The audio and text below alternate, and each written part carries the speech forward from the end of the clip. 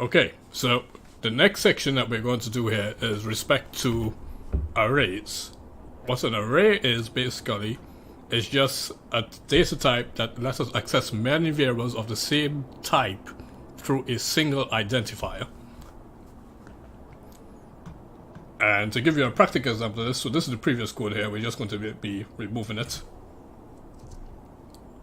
If we wanted to make 5 variables that are going to be the same thing, what we would normally do is that we would say, okay, we have in prime 1, then in prime 2, in prime 3, and so forth, in prime 4, in prime 5.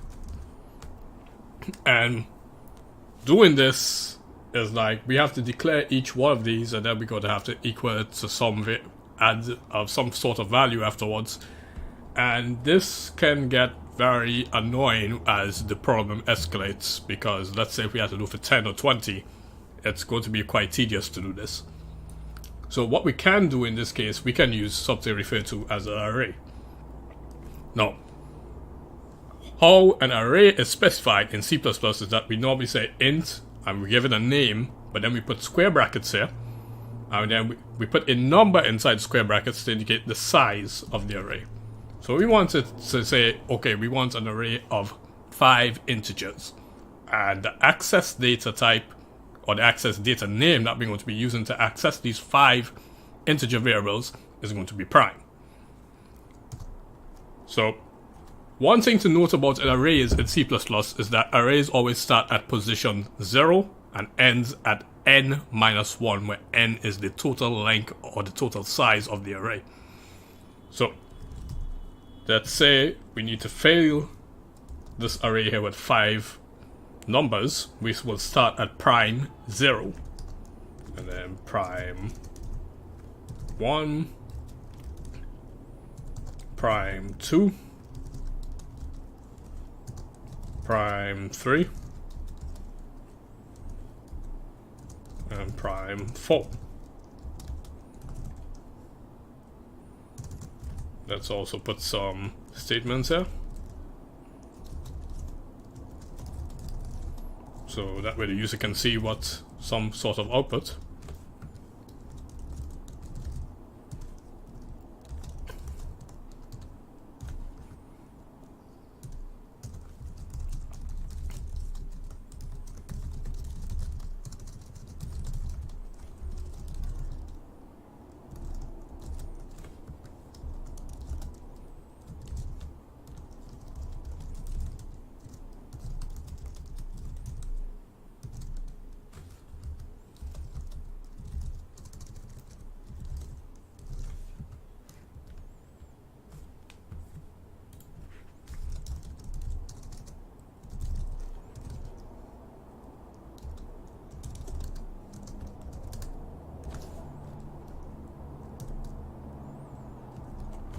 Let's build this code and execute it and see what our output looks like.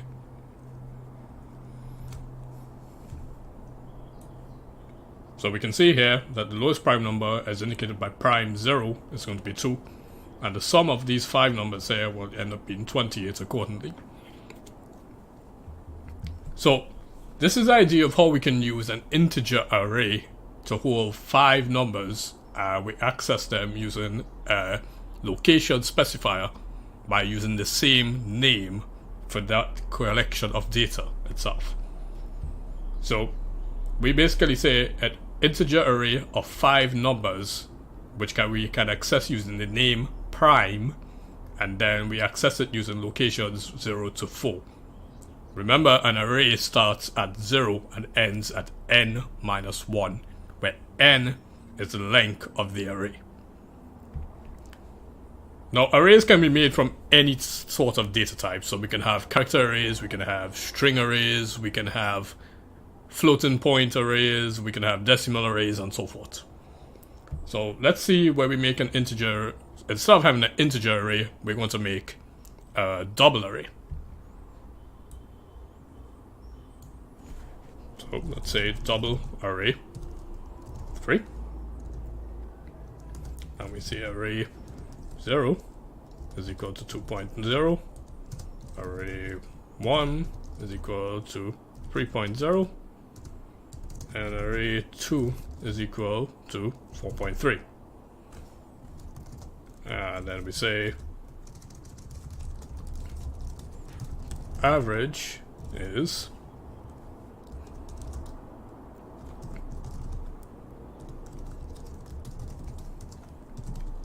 so we sum all those three values there. So array 0, array 1, and array 2. And then we divide it by 3 to get the average, because it's 3 values.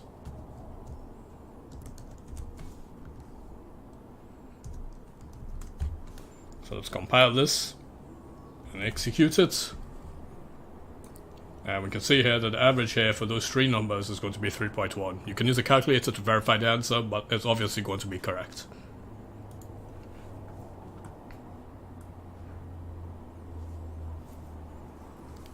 So what we created here is referred to as a fixed array. And for the instance and the purpose of this course, we're only going to be using fixed arrays. We won't be looking at dynamic arrays until your year 2 programming course in particular. So there's another way that we can initialize arrays in particular, instead of having to go like array 0, array 1, and array 2 and so forth. And this is referred to as an initializer list. So let's go back to where we had our prime integer array with 5 prime numbers. Instead of going where we have prime of 0, prime of 1, prime of 2 and so forth, we can use the curly brackets here, and we can specify 5 prime numbers immediately to represent these 5 numbers that is going to be inside the array. And just to prove the point, let's say we just want to output the second location, because remember the arrays start at 0. So in this case, the second location, this is location 0, this is location 1, this is going to be location 2. So we should see 5 being outputted to our screen.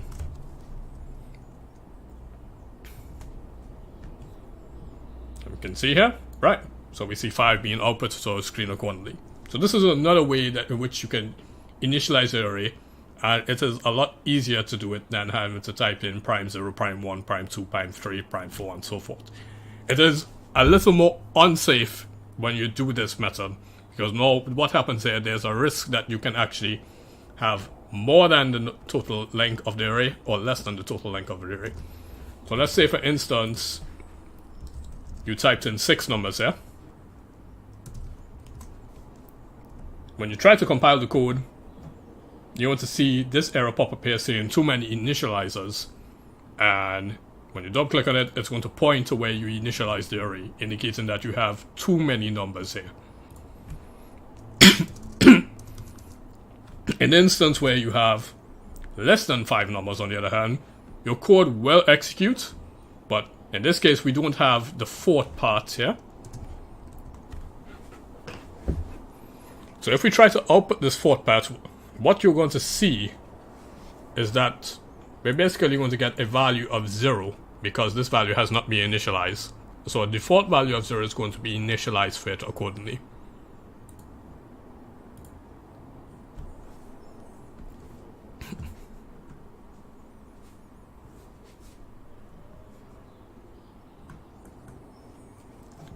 Consequently, let's say if we wanted to initialize all the values to 0, we just need to put the curly brackets accordingly. So for any value here, so let's say prime of 1, if we output this, it is just going to be 0. So initialize a list is actually a safe way for us to initialize all the elements on our array to 0 if we do not specify any of the elements. And if we specify only some, the remaining of the elements will just end up being 0 accordingly.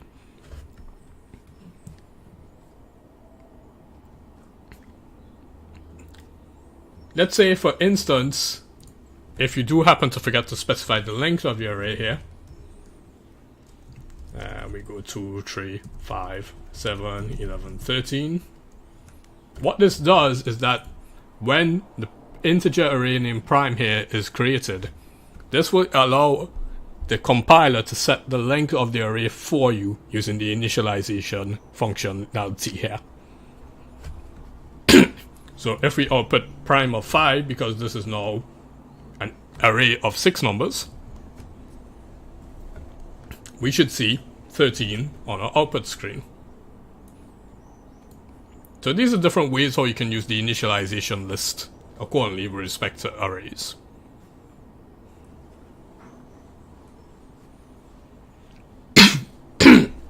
Now let's see how arrays can be used with respect to functions.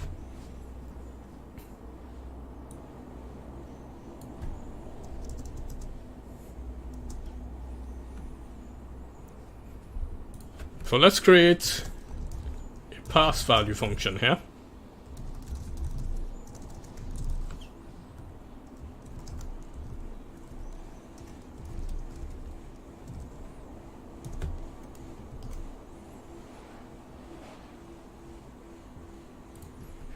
Let's create a pass array function here.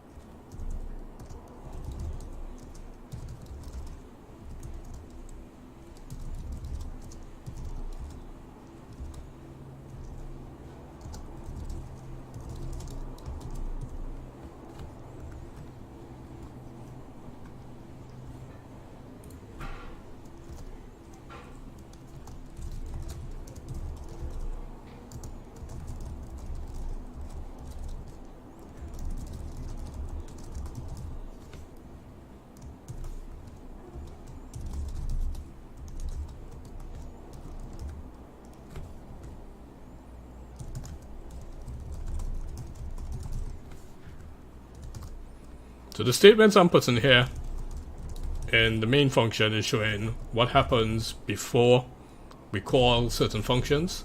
So in this case, it will be the pass value function, and what happens after we call the pass value function.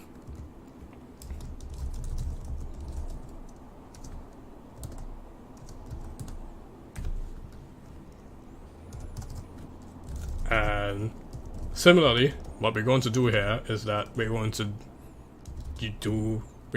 be testing the pass array function here.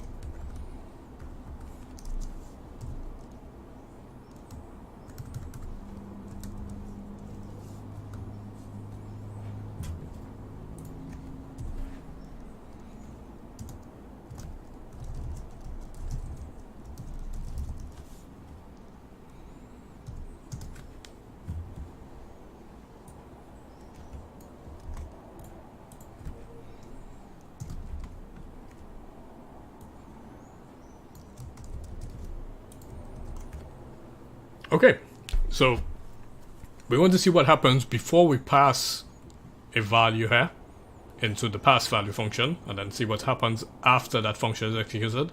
We're also going to see what happens before we pass an array into the pass array function, the actual output after the pass array function has been executed. So let's compile our code and see what our output is going to look like. So in this case, what we see here is before pass value, we're going to have 1, But then after pass value here, we're going to have 1 accordingly as well. And this value here didn't change. So what we're going to see in a little bit is how do we make sure that why this value has not been changed. What we can see on the other hand here is once before the array pass array function was executed, we had the original contents of the array here that was in our main function accordingly. But after we passed that array inside the pass array function, we now have the new contents of the pass array function here, which is given by inside this pass array function accordingly. So what we need to know in particular is that when a normal variable is passed by value, C++ what it does is copies the value of the argument into the function parameter. And since this parameter is a copy, changing the value of the parameter does not change the value of the original argument. However, because when you're copying large arrays, it tends to be very expensive with respect to memory, C++ does not copy an array when it is passed into a function. Instead, the actual array is passed into the function, meaning that you have the effect of actually directly changing the value of the elements in the array itself.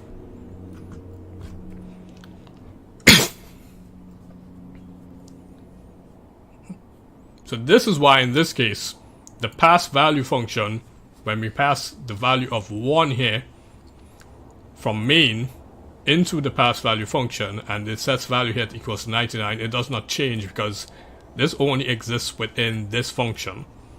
Main still sees value here being set as 1 accordingly.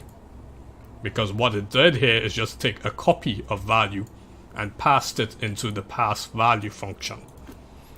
However, like I said before, for arrays it does not take a copy, so it usually tends to operate directly upon the array itself.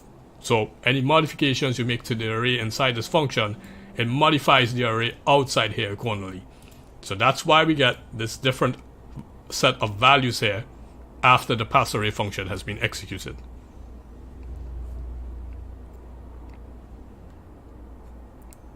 So if you want to ensure that your function does not modify the array elements passed into it, you can use the keyword const in order to prevent this from happening. So what this does here is that for the pass array, seeing that the function takes an input parameter of an integer array, if we put const here and we try to compile this, what you're going to see is that the compiler is going to watch you and say you cannot assign a variable, a value to a variable that is constant.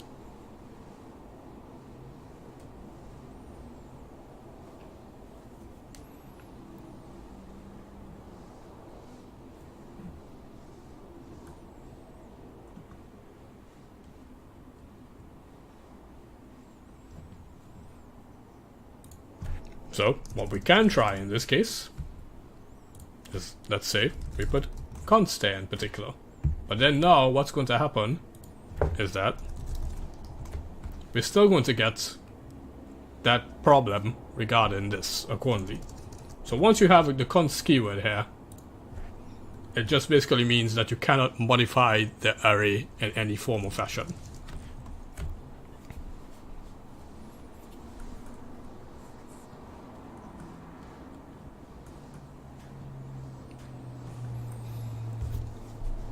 It's also possible to use the size of function that we saw in lab 1 to see what is the actual physical memory size of an array. So let's create a new function here named print size, and it needs to accept an integer array. Size of array.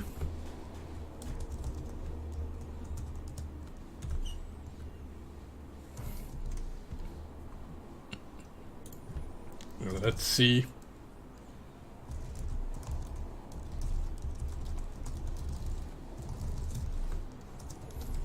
If we put an output statement here in main, and we call our print size function, what is going to be our output?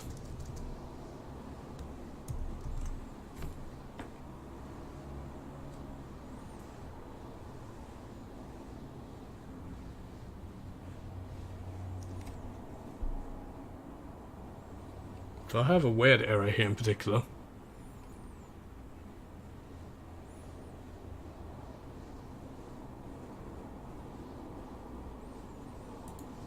Let's see what happens when I compile. Okay, shouldn't work.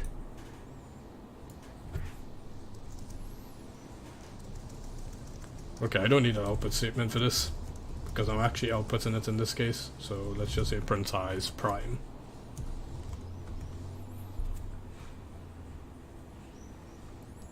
Alright, so let's compile our program. And the last line that it should repeat should show here. Right, so in this case, we can see here that the size of the array is going to show is 4.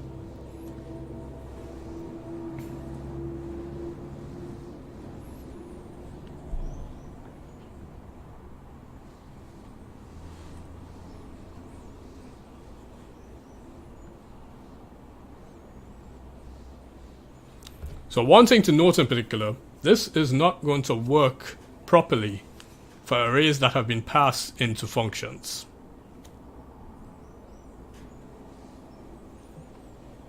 So let's comment out these 2 lines here. So that way we never actually run the pass array function.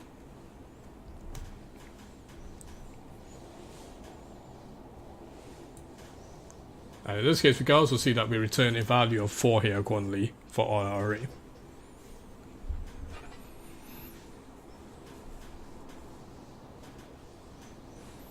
So remember, this doesn't work because we're passing our array into the print size function and then we're trying to find the size of it. So this is not point blank not going to work if we try this accordingly. So if we eliminate this function altogether,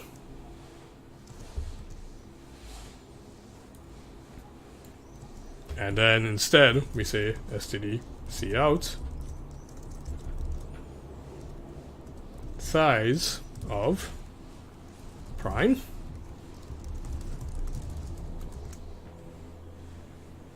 and let's uncomment these.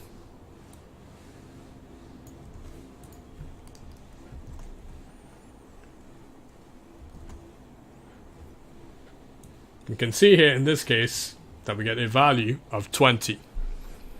Now a value of 20 here indicates that this is the array length multiplied by the size of an element in the array. If we actually want to see what is the total number of elements in the array, what we do here is that we have size of prime, and then we just divide this by size of prime 0.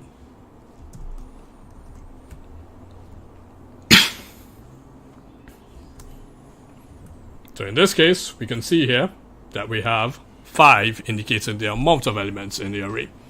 So what this does here is that size of prime will return the total memory size of the array itself. And because that's the total memory size, we want the number of elements in the array. We need to divide the total memory size by the size of one element in the array. So in that case, that's how we end up getting 5 elements, because an integer is represented by 4 bytes in memory. And we had 5 numbers inside that array, so 4 by 5 is equal to 20 bytes in memory.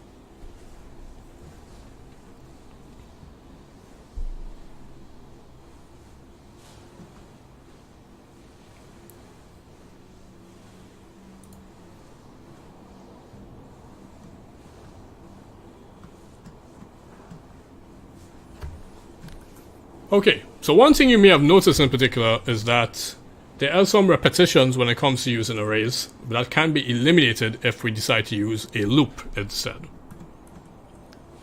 So I'm going to type some example code here to give you an idea how it is that you may be able to use a loop to shortcut using arrays in particular. So we're going to set up the scores array here.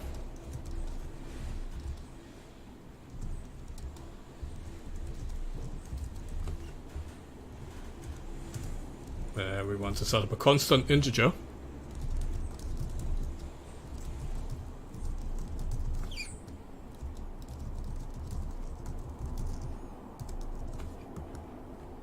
that we know what is the number of students or the number of elements in our array in this case.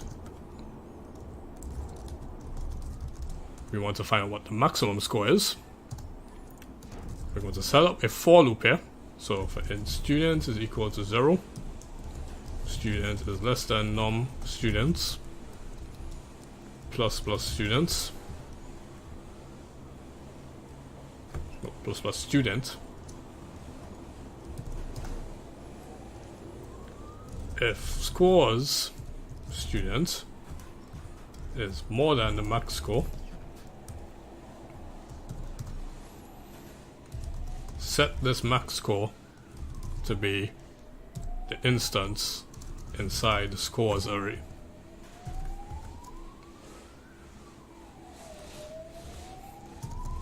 And then after we do all that, we want to see what is the best score, so we output it to the screen.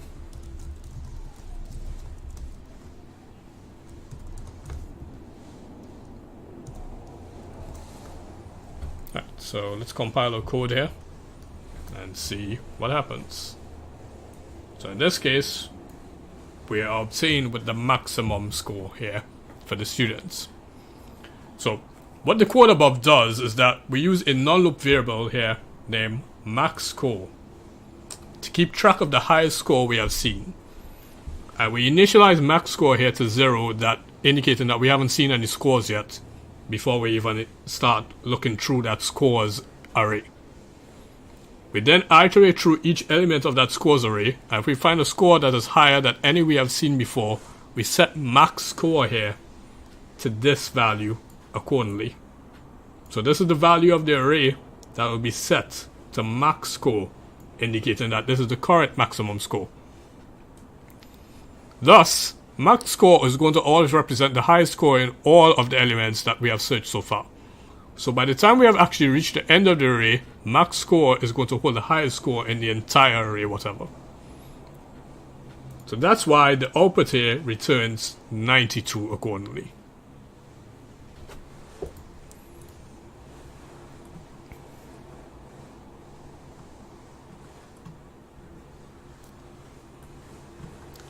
So when using loops with arrays, they are typically used for three things. If we're going to be calculating a value, so for instance probably the average or the total of something. If we're searching for a value, be it the highest or lowest, in case of this code that we're seeing here on screen, we're searching for the highest score. And if we need to reorganize an array in some sort of ascending or descending order. So let's say for instance we want to define the minimum score. So let's set max score here to be 100, but in this case we're going to be looking for the minimum score. We then change this from more than here to less than. Let's compile our code and see if we get the minimum score accordingly. Right, and in this case we can see the minimum score here was 56. So this works accordingly as well.